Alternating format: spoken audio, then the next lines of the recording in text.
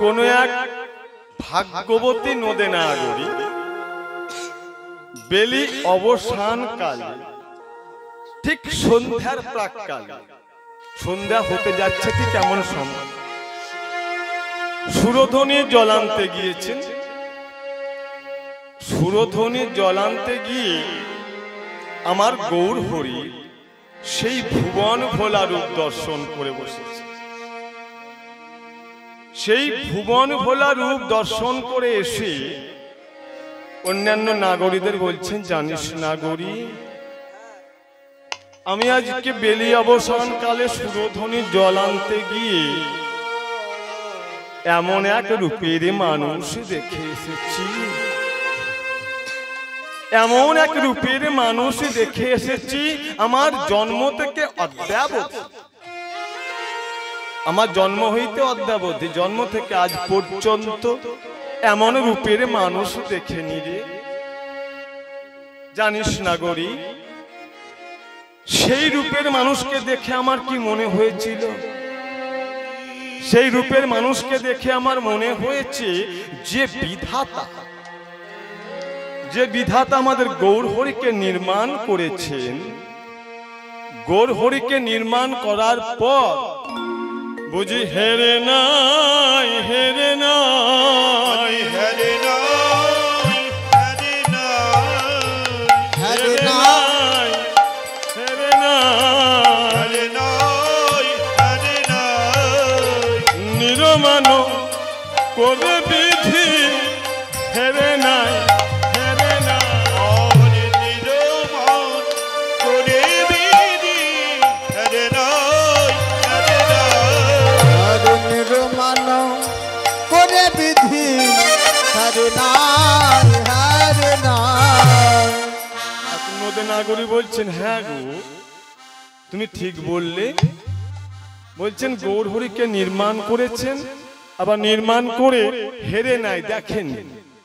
আচ্ছা বলুন তো, কোন ভালো শিল্পী বা ভালো কারিগর যদি ভালো কিছু তৈরি করেন, তিনি তো নয়নে দর্শন করবেন আগে, দেখবেন ভালো হলো না মন্দ হলো।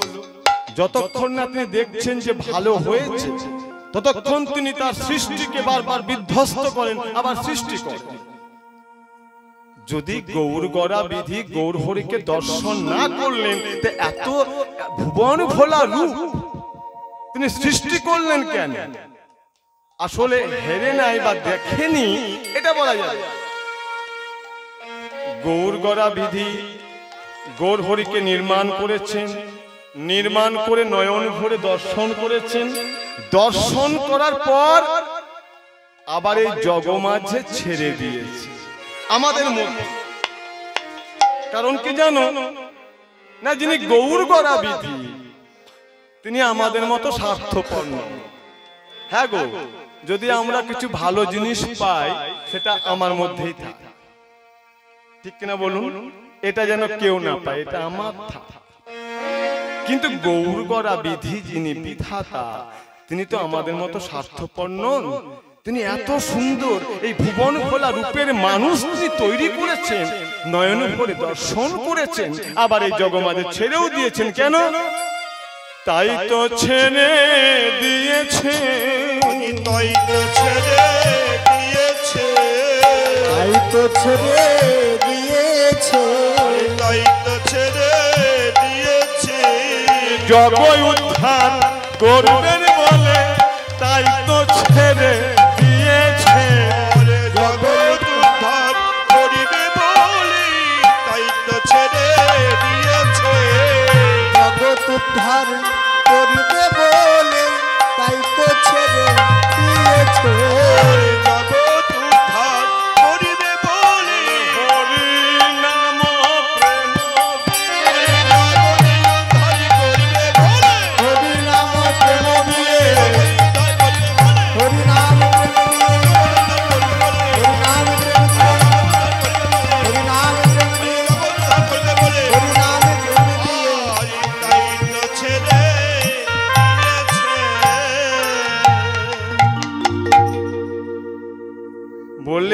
জগৎকে উদ্ধার করবেন বলে জগমাঝে ছেড়ে দিয়েছে। এক নাগরিক বলছেন,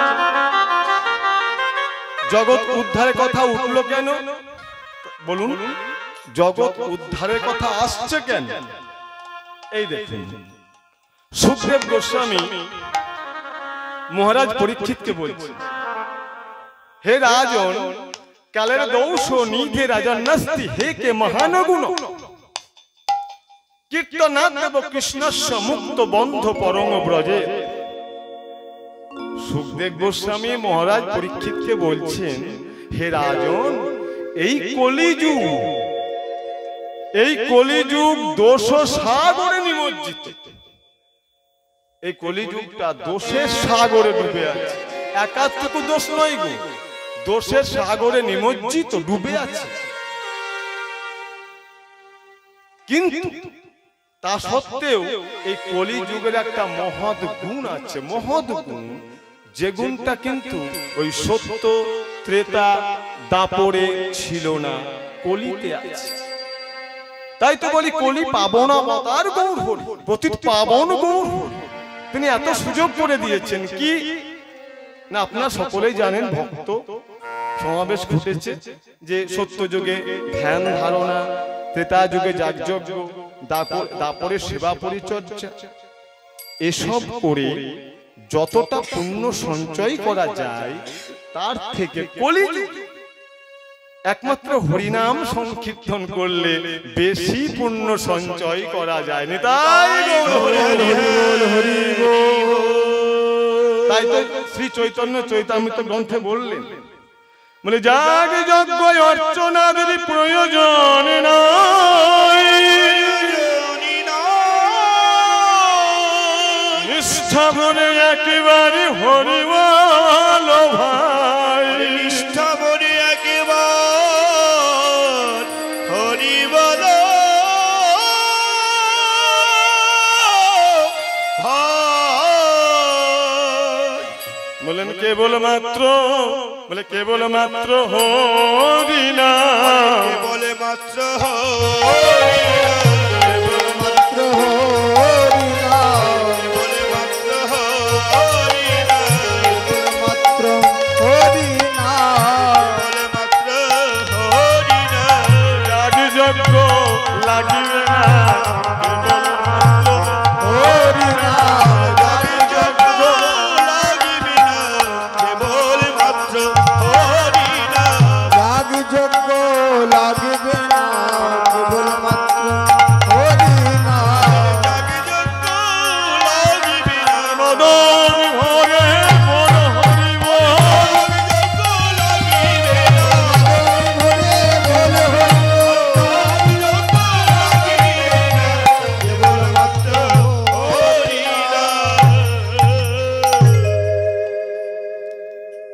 গৌর হরি দেখলেন যে সত্য যুগের মানুষের মতো সেই অনেক বছরের পর বছর, বছরের পর বছর আসতে ভাই, ধ্যান ধারণা করার সময় কলির যুগের নেই। কেন নেই বলুন তো? দেখুন, সত্য যুগের মানুষের আয়ু কত ছিল আপনারা জানেন? কত ছিল? 1 লক্ষ বছর। ত্রেতা যুগে একটা শূন্য কমে গেল, কত হলো? 10,000 বছর। দাপর যুগে আর একটা শূন্য কমে গেল, হলো 1000 বছর। কলি যুগে আর একটা শূন্য কমে গেল, হলো 100 বছর। কিন্তু বুকে হাত দিয়ে কেউ বলতে পারবেন যে আমি কলি যুগের মানুষ, আমি 100 বছর বাঁচব? বলুন, বলা যায় না? বলা যায় না। হ্যাঁ, কেউ কেউ 100 বছর আয়ু পান, সকলে পান না। দেখুন, সত্য যুগের মানুষ ছিল বায়ুগত, কোনো কিছু পাননি, আহার করছেন না, শুধু বায়ু সেবন করেই তিনি লক্ষ বছর বাঁচতে পারছেন। ত্রেতা যুগের মানুষ ছিল অস্থিগত, কিচ্ছু নাই, শুধু অস্থিগুলো আছে, বেঁচে আছে। দস্যুরত্নাকর হাড়গুলো ছিল, ওই থেকে মরা মরা করতে করতে রাম রাম বেরিয়েছিল, ঠিক না বলুন? অস্থিগত। দাপর যুগের মানুষ ছিল মজ্জাগত, আর কলি যুগের মানুষ হলো অন্নগত। যতক্ষণ অন্ন আছে পেটে ততক্ষণ সব ভালো লাগে, সব ঠিক আছে। পেটে অন্ন নেই, কোনো কিচ্ছু ভালো লাগবে না। ওই কবি সুকান্তের ভাষায় পূর্ণিমা চাঁদ যেন ঝলসানো রুটি, ভালো লাগবে না। যতক্ষণ আমরা পেটে আছে সব আনন্দ ফুর্তি সব ঠিক আছে, অন্নগত। আবার এই ঘোর কলিযুগে আস্তে আস্তে আসছে শুধু অন্নগত নয়, ঔষধগত। খুব কম মানুষ দেখবেন যে ঔষধ ছাড়া বাঁচেন। সকালে উঠে খালি পেটে হয় থাইরয়েডের ওষুধ, কিংবা সুগারের ওষুধ, কিংবা প্রেসারের ওষুধ, বলুন ঔষধগত প্রাণ। তাই তো গৌর হরি এমন হ্যাঁ এমন করুণাময়, করুণার অবতার তো এমনি এমনি বলা হয় না। তিনি বললেন এদের সময় কোথায়, ও তো অম্বল গ্যাস নিয়েই তো ভুগছে, আর সামান্য একটু আয়ু, এই আয়ু নিয়ে সত্যযুগে মানুষের মতো ধ্যান ধারণা করবে, হতে পারে না। আর আমরা দেখুন তো কলিহত জি বলি, হ্যাঁ রে এখন কি হরি নাম করার সময় হয়েছে, এখন করবি কেন, ও পরে দেখা যাবে। কি বলি না বলুন, আমরা কত এখন গড়ে 70 বছর আয়ু কলিযুগের, ঠিক কিনা বলুন, গড়ে 70 বছর, তাতে কত অহংকার করছি। আর দেখুন লোমস মুনি, মায়েরা শুনুন, দেখুন লোমস মুনি মানে সর্বাঙ্গ লোমে ভর্তি ছিল, সর্বাঙ্গ লোমে ভর্তি, কিন্তু বুকের মধ্যে এই লোমগুলো উঠে ঠিক 1 টাকার কয়েনের মতো হয়ে গেছে, লোম উঠে উঠে গোল গোল করে। তাই লোমস মুনির কোনো ভজন কুটির ছিল না, বুঝলেন।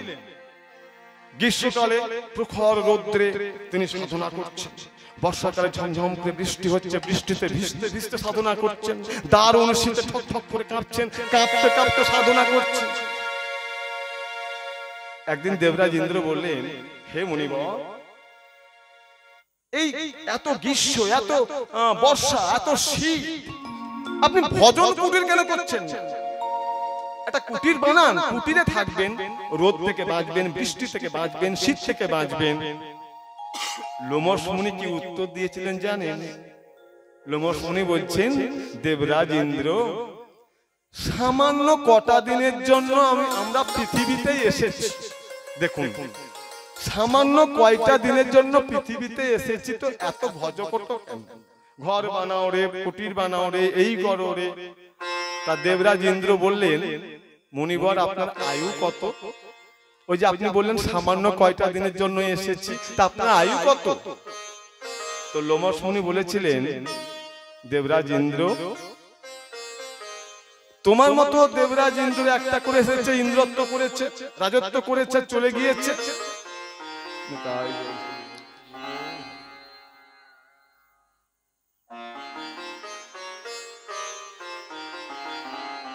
একটা ইন্দ্র চলে গিয়েছে, একটা লোম উঠে গিয়েছে। দেখুন হিসেবটা, একটা ইন্দ্র চলে গিয়েছে আর একটা লোম উঠে গিয়েছে। এইভাবে লোম উঠতে উঠতে 1 টাকার কয়েনের মতো হয়ে গেছে, মানে যতগুলা লোম উঠেছে ততগুলা দেবরাজ ইন্দ্র এসছে আর গিয়েছে। আমি এই ততদিন পৃথিবীতে আছি, ভাবুন ততদিন পৃথিবীতে আছি, এই সামান্য কটা আয়ুর জন্য, কটা দিন আয়ুর জন্য কেন এত করব? লোমস মুনি যদি এই কথা বলতে পারেন, আর আমরা 70 বছর আয়ু নিয়ে কত অহংকার, কত গর্ব। ব্রহ্মার কত আয়ু জানেন? ব্রহ্মার আয়ু 100 বছর। শাস্ত্রে বলছেন যে ব্রহ্মার একদিনে তিহ, আমাদের ভগবান তিহ একবার অবতীর্ণ হইয়া করেন প্রকট বিহার। ব্রহ্মার একদিনে তিহ একবার অবতীর্ণ হইয়া করেন প্রকট বিহার। ব্রহ্মার একদিন যখন হয়, তখন একদিন অন্তর অন্তর ভগবান এই ধরাধামে অবতীর্ণ হন। শুনে কেমন লাগছে বলুন না? তো ব্রহ্মার একদিন কেমন জানেন? এই দেখুন শ্রী চৈতন্য চৈতামৃত গ্রন্থে বলছেন,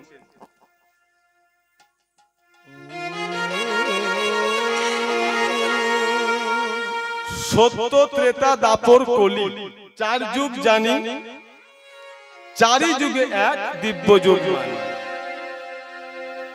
সত্য যুগের সংক্ষেপে বলছি, সত্য যুগের, ত্রেতা যুগের, দাপর যুগের, কলি যুগের আয়ুর যে সমষ্টি যোগফল, সেটা মিলে একটা দিব্য যুগ, একটা দিব্য যুগ। এরকম 71 দিব্য যুগে এক মন্বন্তর, একটা মন্বন্তর, 71টা দিব্য যুগের সমষ্টি যোগফল এক মন্বন্তর। 14 মন্বন্তর ব্রহ্মার এক দিবস ভিতর, 14 মন্বন্তর মিলে হচ্ছে ব্রহ্মার একদিন। আর ব্রহ্মার একদিনে তিহ একবার অবতীর্ণ হইয়া করেন প্রকট বিহার। তো যাই হোক, আমাদের এই তো সামান্য কটা আয়, এই জন্য আমরা কত হরি ভজন থেকে বিমুখ। তা এই যে প্রথম কথায় আসি, সুখদেব গোস্বামী একটা কথা প্রথমেই বললেন যে হে রাজন কলর কালের দৌষ নিধে রাজন নস্তি হে কে মহান গুণ কীর্তনাথ দেব কৃষ্ণস্য মুক্ত বন্ধ পরম বর্জে। কলিযুগ যে দোষের সাগরে ডুবে আছে তা প্রমাণ কি বলুন তো? কবিরজি বলেছে। দেখুন একটু বলি তাহলে, কলিযুগের দোষ দেখুন কত। আমরা কলিযুগের মানুষ, আমাদের কত দোষ। গাইয়া দোকে কুত্তা পালে উস্কি বাছুর ভুকা, গাভী দহন করে গায়ের দুধ দিয়ে কুকুর পোষে অভিজাত পরিবারের মানুষ। হ্যাঁ কিনা বলুন? দেখবেন এখন একটা শখ হয়েছে আভিজাত্য দেখাবার জন্য ঘরে ঘরে কুকুর পোষে, কি ঠিক কিনা বলুন? তো গাইয়া দোকে কুত্তা পালে উস্কি বাছুর ভুকা, যে গায়ের দুধ দিয়ে কুকুর পোষছে তার বাছুর কিন্তু ক্ষুধার্ত, পেট ভরে খেতে পারবে। শালাকে উত্তম খিলাবে বাপ না পাই রুখা। শালা সম্বন্ধে এলে দেখুন, শালা সম্বন্ধে ঘরে এলে যত রকম ভালো মন্দ খাওয়া যায়, আর বাপ না পাই রুখা, বৃদ্ধ বাবা মা শুকনো রুটিও পাই না। ঘর কা বহুরি প্রীত না পাওয়ে চিত চোরাবে দাস। ঘরের সতী সাধ্যী স্ত্রী গৃহকর্তার মন পায় না, মন চুরি করে নেয় দাসী। তাই কবিরজি বলছেন, আমার কথা না, বলছেন হে কলিযুগ ধন্য কলিযুগ তেরি তামাশা দুঃখ লাগে আউর হাসি। হে কলিযুগ তোমার এই তামাশা দেখে দুঃখও লাগে হাসিও পায়। আরো দেখুন কত দোষ। সাচ্চা কাহে মারে লাঠা ঝুট জগৎ ভুলাই, ঝুট জগৎ ভুলাই। আপনি সব সময় সত্য কথা বলবেন, সব সময় সত্য বলতে নেই, আপনার কপালে মার আছে, পিছু আছে। ঝুট জগৎ ভুলাই, মিথ্যে দিয়ে জগৎকে ভুলিয়ে দিচ্ছে। তা সাচ্চা কাহে মারে লাঠা ঝুট জগৎ ভুলাই, গোরস গলিনে গলিনে ফিরে সারা বৈঠলো বিকাশ। রাবে বৈঠলো বিকাই। গোরস গরুর দুধ, গোরস মানে গরুর দুধ। গরুর দুধ এত উপকারী খাদ্য, সুষম খাদ্য, তাই না বলুন? সেই গরুর দুধ কিন্তু যারা বিক্রি করে গোয়ালা, ওদের ঘরে ঘরে পৌঁছে দিয়ে আসতে হয় সকলে। সবাই কিন্তু গোয়ালার ঘর ছুটে যায়। কিন্তু সারা যে সমাজের এত ক্ষতি করে, সংসারে এত ক্ষতি করে, শরীরে এত ক্ষতি করে, দেশের এত ক্ষতি করে, সারা বৈঠালো বিকায়। যে বিক্রেতা সে কিন্তু বসে বসে বিক্রি করে। দেখবেন কোথায় যেখানে থাকুক ঠিক খুঁজে খুঁজে বার করে নেন। ঝড় বৃষ্টি বাদল যাই হোক না কেন ঠিক বুঝে নিয়ে চলে আসে, দুর্দান্ত যাবে। তা চোরকে ছোড়ে পথিককে বাঁধ, চোরকে ছোড়ে পথিককে বাঁধে, সাধুকে লাগায় ফাঁসি, সাধুকে লাগায় ফাঁসি। চোরকে ছোড়ে সাধুকে বাঁধে, পথিককে লাগায় ফাঁসি। কলিযুগের ধর্ম দেখবেন প্রকৃত অপরাধী শাস্তি পায় না, শাস্তি পায় সাধু সজ্জন ব্যক্তিরাই বেশি, আর পথিকের ফাঁসি হয়। তাই বলছেন ধন্য কলিযুগ তেরি তামাশা দুঃখ লাগে আউর হাসি। দুঃখ লাগে আর হাসি। হে কলিযুগ তোমার এই তামাশা দেখে দুঃখ লাগে এবং হাসিও পায়। গৌর হরি দেখলেন যে কলিযুগে যদি এত দোষ থাকে, তাহলে কলির মানুষ, কলির জীব উদ্ধার হবে কি করে? তাই তো তিনি বললেন কোনো কিছু দরকার নেই, সহজ সরল পন্থা। এত শ্রেষ্ঠ একদম সহজ সরল পথ অনুসরণ করতে বললেন যে কিচ্ছু লাগবে না, শুধু হরিনাম সংকীর্তন করো, মুখে হরি হরি বলো। তাই বলছেন নাগরি, জানিস নাগরি, বিধাতা গৌর গড়া বিধাতা গৌর হরিকে নির্মাণ করেছেন, নয়ন ভরে দর্শন করেছেন।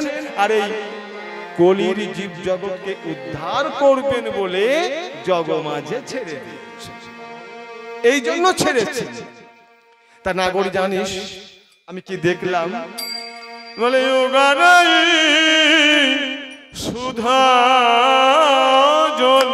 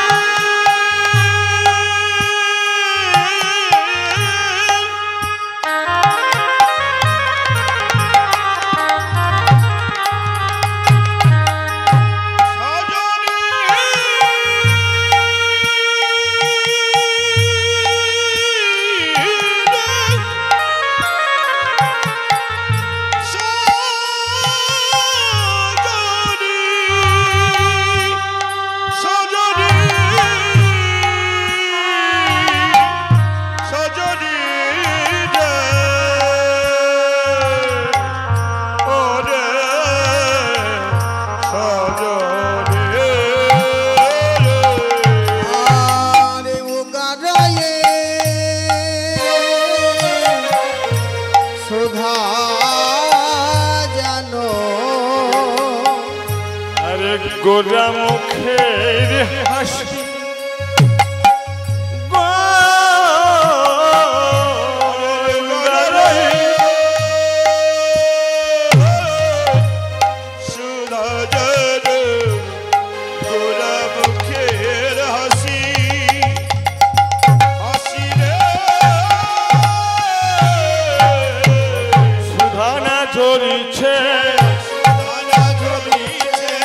সুধা না ঝরিছে আমার গোলা চাঁদের বদন হইতে সুধা না ঝরিছে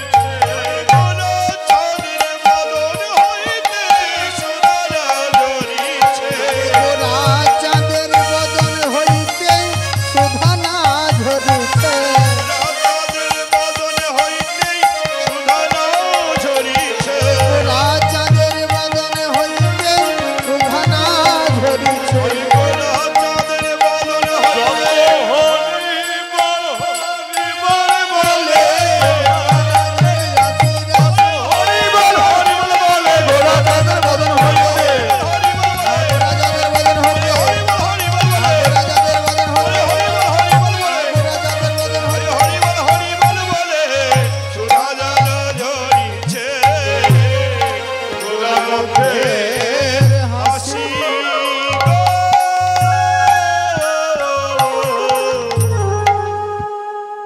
জানিস না গরি আমার যে গোরার মুখের হাসি সে তো হাসি নয় যেন সুধা। যত হরিবল হরিবল বলছে তত যেন গোরা চাঁদের বদন থেকে সুধা ঝরছে। আর জানিস সেই সুধা গৌর হরির বদন থেকে যে সুধা ঝরছে সেই সুধা আবার চকর নামক পাখি পান করছে। তা কোন এক ভক্ত বলছেন, হ্যাঁ গো এই দেখো এক ভক্ত বলছেন, আচ্ছা নাগরি আমরা জানি গগনে একটি চাঁদ, গগনে একটি মাত্র চাঁদ, সেই চাঁদ থেকে সুধা খরিত হয় আর সেই সুধা চকর নামক পাখি পান করে। আর তুই বলছিস যে গোরা চাঁদের বদন থেকে সুধা ঝরছে আর সেটাও নাকি চকর পান করছে। বলে হ্যাঁ নাগরি আমি ঠিক দেখেছি। আমি কি দেখলাম জানিস? আমি দেখলাম গোরা চাঁদের বদন থেকে সুধা ঝরছে আর চকর নামক কোন চকর জানিস? কত সুধানা ঝরিছে সুধানা ঝরিছে গোরা চাঁদে বদন হইতে সুধানা ঝরিছে গোরা চাঁদে বদন হইতে সুধানা ঝরিছে গোরা চাঁদের বদন হইতে ভক্ত চকরি পান করিছে গোরা চাঁদের বদন হইতে ভক্ত চকর পান করিছে ভক্ত চকর পান করিছে ভক্ত চকর পান করিছে ভক্ত চকর পান করিছে ভক্ত চকর পান করিছে সুধানা ঝরিছে গোরা চাঁদের চাঁদ বদন থেকে সুধা ঝরছে আর সেই সুধা চকর পান করছে কোন চকর ভক্ত চকর যারা ভক্ত চকর ভক্তরূপ চকর ওই গোরা চাঁদের বদন থেকে সুধা ঝরছে সেই সুধা পান করছে তো জানিস উগারই যেন সুধা উগরে দিচ্ছে উগারই সুধা জনু যেন সুধা গোরা মুখের হাসি মনে নিরখিতে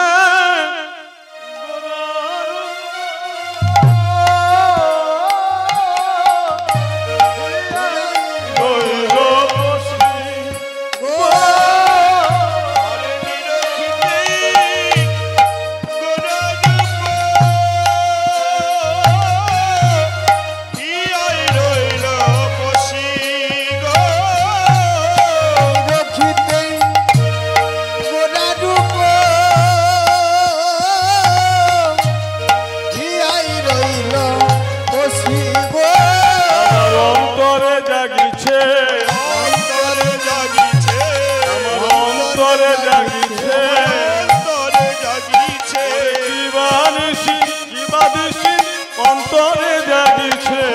বাদিসি কি বানিসি অন্তরে জাগিছে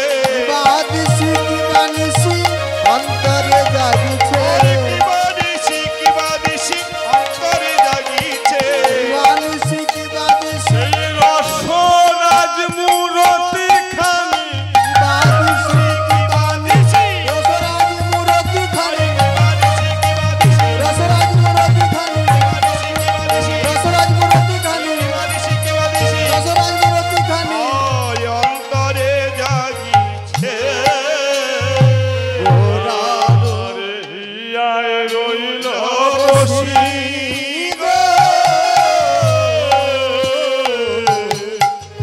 জানিস না গরি আমি দেখলাম যে বাহিরের গৌর আমার হৃদয় মাঝে এলো বেশ ভালোই তো বাইরের গৌর আমার ভেতরে এলো আমি মনে মনে খুব শান্তি পেলাম খুব আনন্দ পেলাম কিন্তু কি বলবো জানিস না গরি যেমন আমি আবার নয়ন মেলেছি যেমন নয়ন মেলেছি তেমনি দেখছি মা মানে ভেতরে কোথায় সে যে দাঁড়িয়ে আছে রে দাঁড়িয়ে আছে রে দাঁড়িয়ে আছে রে দাঁড়িয়ে আছে রে তুলে দাঁড়িয়ে আছে দাঁড়িয়ে আছে বাহু তুলে দাঁড়িয়ে আছে দাঁড়িয়ে আছে বাহু তুলে দাঁড়িয়ে আছে এই রসরাজ মূরতি খানি রসরাজ মূরতি খানি রসরাজ মূরতি খানি রসরাজ মূরতি খানি রসরাজ মূরতি খানি দাঁড়িয়ে আছে রে তাই জানিস না গরি আমি মনে মনে ঠিক করেছি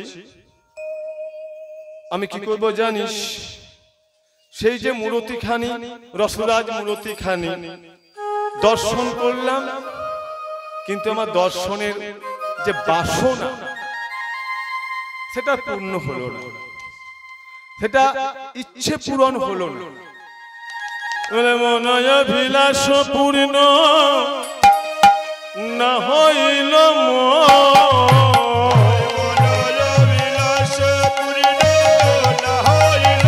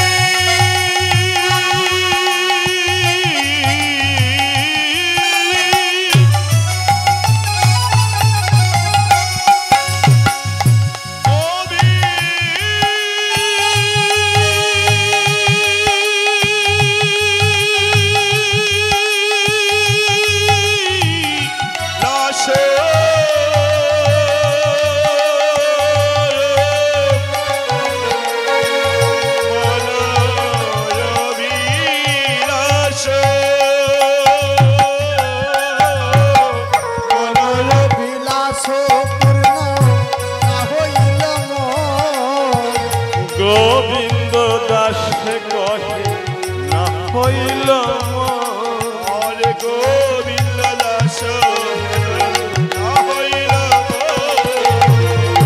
আমার ভাগ্যে হলো না, ভাগ্যে হলো না, আমার ভাগ্যে হলো না, আমার ভাগ্যে হলো না, আমার ভাগ্যে হলো না, আমার ভাগ্যে হলো না, আসা যাওয়া সার করিলাম আমার ভাগ্যে হলো না, আশা যাওয়া সারি করিলাম তাদের জনম পেয়ে আসা যাওয়া আমি আশা যাওয়া সারি করিলাম আমার ভাগ্যে হলো না গোবিন্দ দাস কহে মুই ভেলো পদকর্তা বলছেন ওই রূপ দর্শন করে মনের অভিলাষ পূর্ণ হলো না। আচ্ছা, আমরা কতটুকু বিগ্রহ দর্শন করি, কতক্ষণ করি, কতবার করি? একটু দেখলে বলে হ্যাঁ দেখেছি, ওখানে দেখেছি, ওটা দেখেছি, দেখা হয়েছে। আসলে গৌর হরির পানে গৌর হরিকে দর্শন করলে যে নয়ন দরকার, গুরু প্রদত্ত নয়ন, ঠিক বলুন না, গুরু প্রদত্ত নয়ন, যদি গুরুদেব সেই নয়ন দিয়ে থাকেন, গুরুদেব কৃপা করেন, তবেই মনে হবে আরো দর্শন করি, আরো দর্শন করি। দর্শনের তখন ইচ্ছে উত্তরোত্তর বৃদ্ধি পায়। যদি গুরুদেব কৃপা করেন, গুরুদেব সেই দেখার চোখ দুটো দেন। এখানে রসিক রায়ের শ্রীপাঠ আছেন। শ্রীপাঠ আগে থেকে আমরা শুনেছি, আমাদের গুরুদেব এখানে গান করে গিয়েছেন সচিনন্দন কর্মকার অনেক বছর। এবং উজ্জ্বল শ্রীপাঠ, এখানে অনেক শিষ্য আছে গুরুদেবের। তো যাই হোক, আমি সেটা বলছি না, তবে আমি গুরুর কথা বলছি যে সদ্গুরু পাবে ভেদ বাতাবে জব জ্ঞান করে উপদেশ, কয়লা কো ময়লা ছোড়ে জব আগে করে প্রবেশ। কথাটা বুঝুন, গুরু যদি সৎ, বলছেন সদ্গুরু পাবে ভেদ বাতাবে, যদি সদ্গুরু হন তাহলে ভেদাভেদ, কোনটা উচিত কোনটা অনুচিত, কি করণীয় কর্তব্য, কোনটা উচিত নয়, তিনি বুঝিয়ে দেন। সদ্গুরু পাবে ভেদ বাতাবে জব জ্ঞান করে উপদেশ, কয়লা কো ময়লা ছোড়ে। হাগো, আমরা সবাই জানি যে অঙ্গার শত ধৌতে না মলিনত্বং না মঞ্চ, ঠিক কিনা বলুন? যে কয়লাকে শতবার ধৌত করলেও তার মলিনতা যায় না, কালো রং ঘোচে না। বললে কে বললো ঘোচে না? শতবার ধৌত করে মানে কয়লার কালো রং ঘোচে না, সেই কয়লায় আগুন দিয়ে দাও, সেই কয়লায় আগুন দিয়ে দাও, পুড়ে ছাই হয়ে গেলে সাদা হয়ে যাবে। ঠিক তেমনি গুরুদেবের বচন সদৃশ, সদ জ্ঞান সদৃশ আগুন যখন শিষ্যের এই কয়লারও দেহে প্রবেশ করানো যাবে, তখন মনের ময়লা দূরে যাবে, মনের ময়লা দূরে যাবে, মনের ময়লা দূরে যাবে, নাম লইতে প্রাণ কাঁদিবে, মনের ময়লা দূরে যাবে, নাম লইতে প্রাণ কাঁদিবে, মনের ময়লা দূরে যাবে, নাম লইতে প্রাণ কাঁদিবে, মনের ময়লা দূরে যাবে, নাম লইতে প্রাণ কাঁদিবে, মনের ময়লা দূরে যাবে। গুরুদেবের চরণে আমার শত কোটি প্রণাম। সেই গুরুদেবদের বলছি না, আবার কিছু কিছু যারা অসৎ গুরুদেব আছেন তাদের পাল্লায় পড়লে আবার হিতে বিপরীত হবে। বলে কিরকম দেখুন, একটা উদাহরণ দিয়ে বলছি। সৎ গুরুদের চরণে আমার শত কোটি প্রণাম, দণ্ডবত প্রণাম। কিন্তু কিছু কিছু গুরুদেব আছেন তাদের পাল্লায় পড়লে যে হিতে বিপরীত হয়, আমি সেটাই বলছি। এই দেখুন মায়েরা, এক জন্মান্ধ সে শুনেছে, বুঝলেন, যে দুধ খুব উপকারী। আমরা সবাই জানি দুধ উপকারী, সুষম খাদ্য। এত শুনেছে ওর দেখার বড় স্বাদ হয়েছে যে এত লোকে দুধের নাম করছে, না জানি সেটা কেমন। কিন্তু বেটা দেখবে কি করে, ও তো জন্মান্ধ। তা একজনকে জিজ্ঞেস করছে, দেখুন যাকে জিজ্ঞেস করছে জানা সে ধরুন গুরুদেব, তাই না? বলছে হ্যাঁ গো, এই যে তুমি দুধ দেখেছো? বলছে হ্যাঁ দেখেছি। হ্যাঁ গো কিরকম হয় বলো তো, কিরকম হয়? সাদা। এখন দুধ কেমন তার ব্যাখ্যা দিচ্ছে কি দেখুন, সাদা। আচ্ছা জন্মান্ধকে যদি সাদা বলেন, লক্ষ্য করে দেখুন জন্মান্ধ কি সাদা কেমন, কালো কেমন, লাল কেমন, হলুদ কেমন, ওর কোনো জ্ঞান আছে? সাদা কেমন। এইবার মাথায় বুঝলেন প্রশ্ন ঢুকলো, সাদা কেমন জানতে হবে, তাহলেই জানতে পারবো দুধ কেমন। সাদা কেমন, মাথায় সেই প্রশ্ন ঘুরপাক খাচ্ছে। আবার বুঝলেন ঘুরতে ঘুরতে ঘুরতে ঘুরতে আর একজনকে জিজ্ঞেস করছে, মানে আর একটা গুরু হচ্ছে, দেখুন হ্যাঁ গো সাদা কেমন তুমি বলতে পারবে? হ্যাঁ। আচ্ছা সাদা কেমন বলো দেখি। একবারে ধবধবে সাদা। উত্তর শুনুন, ধবধবে সাদা। এখন ধবধবে সাদা না কেমন সাদা, তো অন্ধ কি করে বুঝবে? এখন মাথায় প্রশ্ন ঢুকেছে, গুরুদেব বলেছে ওর ধবধবে সাদা, ধবধবে কেমন। তা আবার সেই বুঝলেন প্রশ্নের উত্তর জানতেই হবে। তার একজনকে গিয়ে বলছে আচ্ছা বলো তো, এই যে বলো ধবধবে সাদা, ধবধবে সাদা কিরকম? আরে এই মাঠে ঘাটে বক বক হয় না, বক বেড়ায়, সেই বকের মতো। আরো পণ্ডিত এত সুন্দর উত্তর দিল, ধবধবে সাদা কেমন না বকের মতো, বকের মতো ধবধবে সাদা, মানে খুব ভালো। এবার দেখুন জন্মান্ধ যে, সে তো বকও দেখেনি কোনোদিন। বক দেখেছে? বক দেখেনি তো। এইবার মাথায় প্রশ্ন ঢুকেছে, বলে জানতে হবে বক কেমন। সেই বুঝলেন ঘুরতে ঘুরতে ঘুরতে আবার একজনকে জিজ্ঞেস করছে, হ্যাঁ গো তোমরা বক দেখেছো? বক দেখেছো? তা কাদেরকে জিজ্ঞেস করছে জানেন? মাঠে ঘাটে যারা কাজ করছে, মানে ধান কাটার ধান্য কর্তন মরশুম, আমন ধান্য কর্তন মরশুম, আমন ধান কাটার মরশুম চলছে, যেটা এখন তো অঘ্রাণ মাসে কার্তিক মাসে কেটে ফেলে, আগে তো পৌষ মাস মাঘ মাস চলে যেত। তো সেটা ভালো কথাই বলতো আমন ধান্য কর্তন মরশুম, তাই না বলুন? তো ধান কাটাকাটি চলছে, চাষিরা ধান কাটছে। ধান কাটা কিনে বুঝতে পারছেন, আমরা কাস্তে বলি, কেঁদাও বলি। তো ওদেরকে গিয়ে জিজ্ঞেস করছে, হ্যাঁ গো তোমরা শুনলাম নাকি বক থাকে মাঠে ঘাটে, তোমরা বক দেখেছো? বলে হ্যাঁ দিন রাত দেখছি। বক তো দিন রাত দেখছি, তা বক কেমন? এখন চাষিদের যদি জিজ্ঞেস করে বক কেমন, ওরা ব্যাখ্যাটা কি ব্যাখ্যা দিতে পারে? ওদের হাতে ছিল বুঝলেন কাস্তে, ওদের হাতে ছিল কাস্তে। তো বলে দেখো এই বক হচ্ছে, এই বক হচ্ছে আমাদের হাতে যে কাস্তে আছে সেই কাস্তের মতো। বক হচ্ছে কাস্তের মতো। এবার তো অন্ধ বলছে হ্যাঁ কাস্তের মতো, হ্যাঁ গো কাস্তে তোমাদের হাতে আছে না? তো হ্যাঁ আছে। এই দেখি দেখি দেখি দেখি দেখি বুঝলেন কাস্তে দেখতে গিয়েছে, উল্টো দিকে হাত বুলিয়েছে, কিছু হয়নি। সোজা দিকে যেমন হাত বুলিয়েছে, যেমন খ্যাচ করে লেগেছে হাতে, যন্ত্রণায় ছটফট ছটফট করতে লেগেছে। নিয়ে বিরক্ত হয়ে কি বলছে জানেন? শেষ উত্তর দেখুন, বুঝে নিন। ছি, এইরকম দুধ, এইরকম দুধ, হাত জ্বলে গেল, হাত কেটে গেল, এইরকম দুধ কত লোকে প্রশংসা করছে। ব্যাপারটা দেখুন মজার এখানে, দুধ হচ্ছে তরল পদার্থ, তরল পদার্থ সুষম খাদ্য, সমস্ত ভিটামিন দুধে আছে।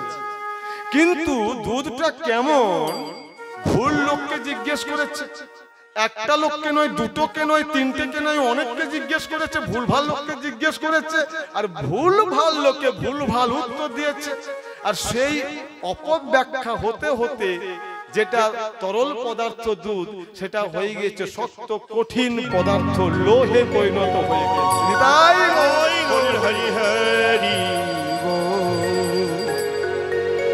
আমরা তো ক্ষুদ্র জীব, এত আমাদের এত সামান্য বুদ্ধি এই নিয়ে ধরুন এই বৈষ্ণব সাহিত্য বিচার করা সত্যি কষ্টের ব্যাপার। তাই বললেন পণ্ডিত যে সদ্গুরু পাবে ভেদ বতাবে জব জ্ঞান করে উপদেশ কয়লা কো ময়লা ছোড়ে জব আগি করে প্রবেশ। গুরুদেব কি নেই? অবশ্যই আছে। এখানে উজ্জ্বল শ্রীপাদ আমরা আগে থেকে নাম শুনেছি, আজকে আসতে পেরেছি সত্যি নিজেকে ধন্য মনে করছি এই শ্রীপাদ। তা গুরুদেব যদি সৎ হন দেখুন কত উপকার করেন, কত ভাগ্য হয় শিষ্যের। বলছেন গুরু গোবিন্দ দোখারে কাকো লাগু পাওয়া। কথাগুলো খুব মজা। গুরু গোবিন্দ দোখারে কাকো লাগু পাওয়া বলিহারি সদগুরু কো जो গোবিন্দ জিনে বাতাও। এই দেখুন গুরু এবং গোবিন্দ দুজনে পাশাপাশি দাঁড়িয়ে আছে, গুরু এবং গোবিন্দ। এখন শিষ্য গিয়েছেন গুরুর কাছে, নিয়ে দেখছেন গুরুদেব দাঁড়িয়ে আছেন আর গুরুদেবের পাশেও আর একজন দাঁড়িয়ে আছেন যিনি গোবিন্দ।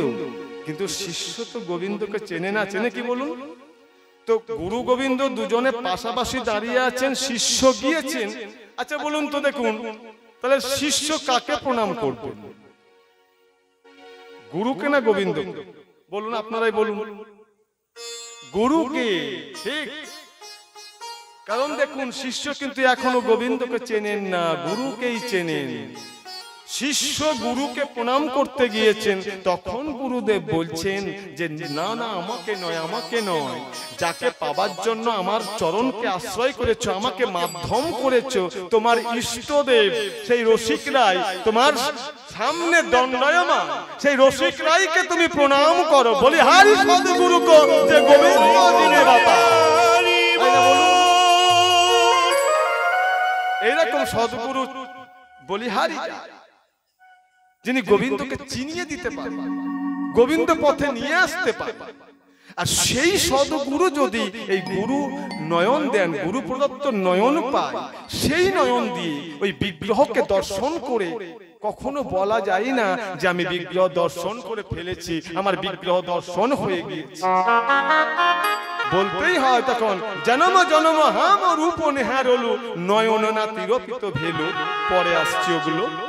তা এখানে পদকর্তা গোবিন্দ দাস বলছেন যে মন অভিলাষ পূর্ণ না হইল মোর, আমার সেই ভুবন ভোলা গৌর হরি রূপ দর্শন করে আমার মনের বাসনা পূর্ণ হলো না। গোবিন্দ দাস কহে মুই ভেলো মুই ভেলো, আরে মুই ভেলো